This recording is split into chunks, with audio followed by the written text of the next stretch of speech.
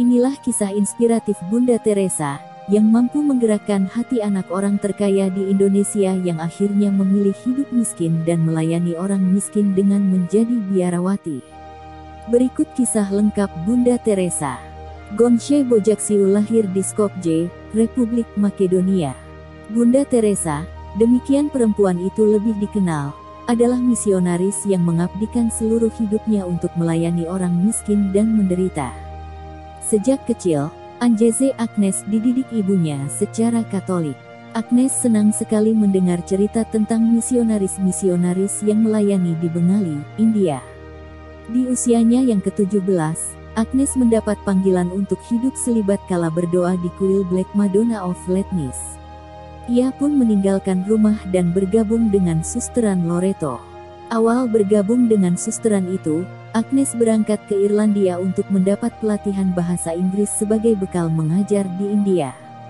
Tiba di India pada tahun 1929, Agnes mengajar di Darjeeling, pegunungan Himalaya. Disitulah ia belajar bahasa Bengali dan mengajar di sebuah sekolah Katolik. Agnes diangkat menjadi suster pada tahun 1931. Sejak saat itu, namanya berubah menjadi Teresa. Mengajar memang pekerjaan yang nyaman dan menyenangkan. Namun, hati nuraninya terusik dengan kemiskinan dan kelaparan yang menimpa masyarakat di sekitarnya, terutama di Kalkuta. Teresa pun memilih untuk terjun ke tengah-tengah penduduk, memberikan pelayanan bagi kaum papa. Berbekal pelatihan kesehatan di sebuah rumah sakit di Patna, Teresa pun memberikan perawatan medis kepada orang-orang sakit. Teresa lalu mendirikan sebuah komunitas amal yang memiliki semboyan menolong yang termiskin di antara yang miskin. Dalam memberikan pertolongan, Teresa tak pernah pandang bulu. Semua ditolongnya, siapapun orangnya, dan apapun agama dan kepercayaan yang ia peluk. Bahkan, Teresa mendirikan sebuah rumah pengurusan jenazah khusus orang miskin. Mereka yang meninggal dimakamkan sesuai dengan tata cara agamanya masing-masing. Pada tahun 1950, Teresa mendapat izin dari Vatikan untuk mendirikan kongregasi diosesan yang menjadi cikal bakal Misionaris Caritas. Misionaris Caritas sendiri merupakan sebuah ordo dalam agama Katolik yang kini telah memiliki ribuan anggota suster aktif di 133 negara. Bersama ordonya itu, Teresa melakukan banyak pelayanan yang luar biasa. Tak hanya di India, namun juga di berbagai negara. Teresa mendirikan banyak rumah sakit untuk para penderita AIDS, lepra, dan TBC. Anak-anak yatim piatu juga menjadi perhatian Teresa. Ia mendirikan banyak rumah penampungan anak yatim. Demikian pula dalam peperangan. Teresa seakan tak pernah lelah melayani. Seperti yang terjadi pada tahun 1982 di Beirut, Lebanon. Teresa berhasil mendesak dilaksanakannya gencatan senjata antara Israel dan Palestina, guna mengevakuasi 37 anak yang terperangkap di tengah medan pertempuran. Namun, kesehatannya menurun pada tahun 1983 ketika ia mengalami serangan jantung pertamanya. Serangan jantung kembali alami pada tahun 1989. Sejak saat itu, penyakit bertubi-tubi menyerangnya, sampai akhirnya Bunda Teresa meninggal dunia pada tanggal 5 September tahun 1997. Dirinya dikenang sebagai pelayanan kemanusiaan sejati yang pernah hidup di dunia. Sepanjang hidupnya, Teresa menerima banyak penghargaan kelas dunia. Salah satunya adalah hadiah Nobel Perdamaian yang diberikan pada tahun 1979.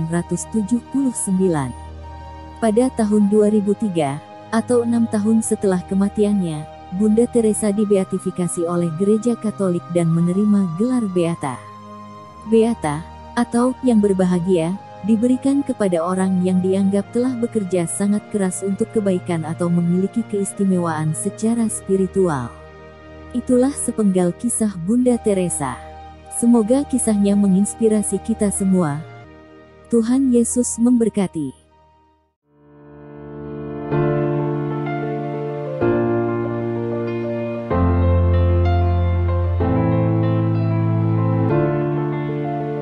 Meski berkelimpahan harta, ketulusan Lucky Agnes pada sesama sangat bikin bangga.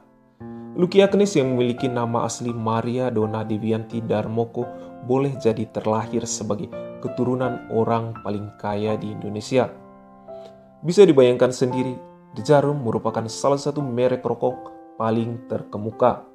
Tetapi nyatanya segala kemewahan yang sudah ia miliki sejak lahir tersebut rupanya tidak bikin lupa diri. Saat ini, ia lebih memilih meninggalkan kehidupan yang tajir dan hidup sederhana sebagai pengikut Bunda Teresa dan melayani umat.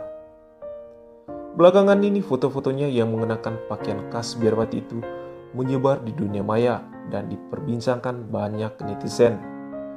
Tak sedikit warganet yang mengaku salut saat melihat kedamaian di wajah Suster Lucky Agnes. Menurut penuturan beberapa temannya, Lucky merupakan lulusan S2 di Amerika Serikat. Memiliki pendidikan tinggi bergengsi. Nyatanya wanita ini tetap menjalankan hidup sangat sederhana.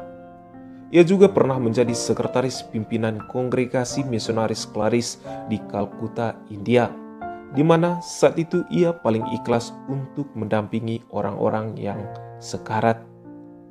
Bahkan tanpa ragu, Lucky kerap mencabuti belatung-belatung di luka kepala pasien yang membusuk.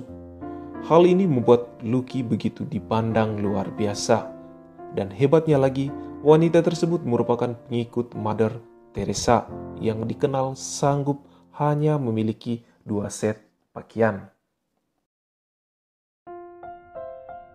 Lucky mengaku jika pertama kali mendapat pencerahan adalah saat ia dan keluarganya berlibur ke luar negeri, tepatnya ke Hong Kong.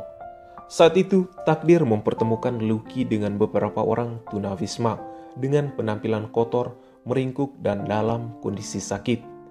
Sebagai orang yang terbiasa dengan kemewahan, insting Lucky mendorongnya untuk langsung melarikan diri.